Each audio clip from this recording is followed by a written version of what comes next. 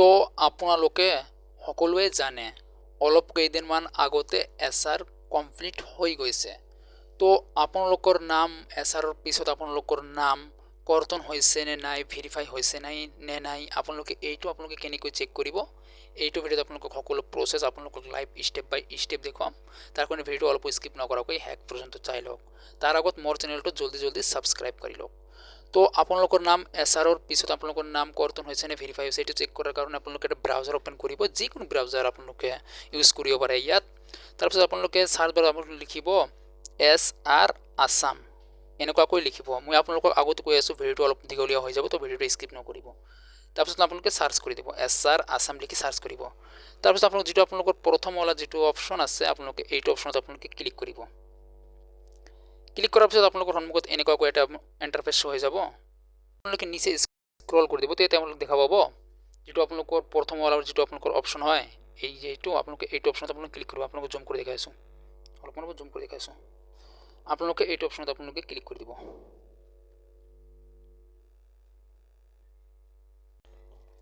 Click কৰাৰ পিছত আপোনালোকৰ সন্মুখত এনেকুৱাকৈ আহি যাব, আপোনালোকে নিচে স্ক্ৰল কৰি দিব। তাৰপিছত আপোনালোকে এটা ইয়াত অপশ্যন পাব চাৰ্চ ইলেক্ট্ৰৰ ৰোল বুলি এটা অপশ্যন আছে, জুম কৰি দেখাই আছোঁ আপোনালোকক।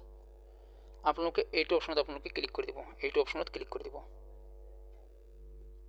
ক্লিক কৰাৰ পিছত আপোনালোকে অলপমান ৱেইট কৰি ল'ব। তাৰপিছত আপোনালোকৰ সন্মুখত এনেকুৱাকৈ আহি যাব চাৰ্চ ইন ইলেক্ট্ৰৰ ৰোল। তো আপোনালোকে ইয়াত আপোনালোকৰ মোবাইল নম্বৰ দি আপোনালোকৰ নামটো চাব পাৰিব, আপোনালোকৰ নাম কৰ্তন হৈছে নে ভেৰিফাই হৈছে। তো আপোনালোকৰ ডিটেইলছ, আপোনালোকৰ যিটো আপোনালোকৰ ফাদাৰ্ছ আপোনালোকৰ অল ডিটেইলছ দি আপোনালোকে ইয়াত যাব পাৰিব। তো আপোনালোকৰ যিটো আপোনালোকৰ ইপিক নাম্বাৰ আছে সেইটো দি আপোনালোকে চাব বিচাৰিব পাৰিব।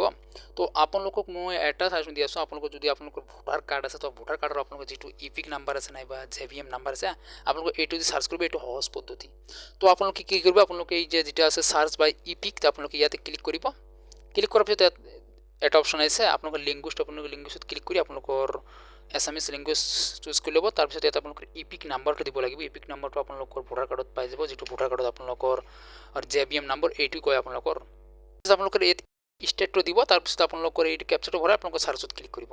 চাৰ্চত ক্লিক কৰি আপোনালোকৰ সন্মুখত এনেকুৱাকৈ আহি যাব, আপোনালোকৰ ইয়াত চিৰিয়েল নম্বৰ আহি যাব। এতিয়া আপোনালোকৰ EPIC number, name, age, relative name, state, district, assembly এটা আপোনালোকৰ সকলো আহি যাব। তো আপোনালোকে অলপমান স্ক্ৰল ৰাইট ছাইডত কৰি দিব, ৰাইট ছাইডত স্ক্ৰল কৰিব। তো ইয়াত আপোনালোকে দেখাব ভিউ ডিটেইলছ, আপোনালোকে ভিউ ডিটেইলছত ক্লিক কৰিব।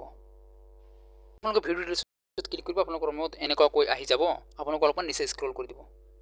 আপোনালোকে প্ৰিণ্ট তাৰ ইনফৰমেশ্যন আপোনালোকে ইয়াত ক্লিক কৰি আপোনালোকে এইটো প্ৰিণ্ট কৰি ল'ব, নাইবা PDF আপোনালোকে ছেভ কৰি ৰাখি দিব। আপোনালোকে এনেকৈ আপোনালোকে চেক কৰিব পাৰিব আপোনালোকৰ এছআৰৰ পিছত নাম কৰ্তন হৈছে না ভেৰিফাই হৈছে, আপোনালোকে এনেকৈ চেক কৰিব পাৰিব। আপোনালোকৰ আশা কৰি ভিডিঅ' ভাল লাগে লাইক, কমেণ্ট, শ্বেয়াৰ আৰু চেনেলটো ছাবস্ক্ৰাইব কৰি দিব।